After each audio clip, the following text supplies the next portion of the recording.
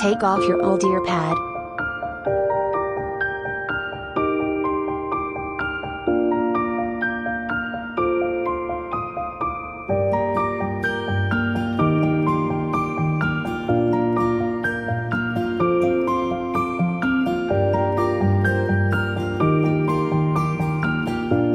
Cut off the plastic ring part from your old pad.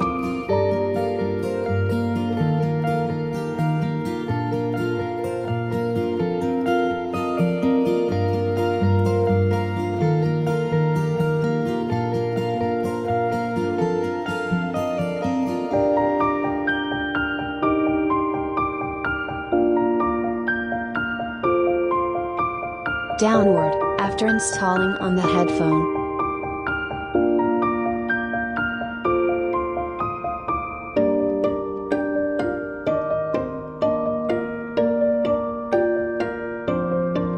The black inner is for the left side.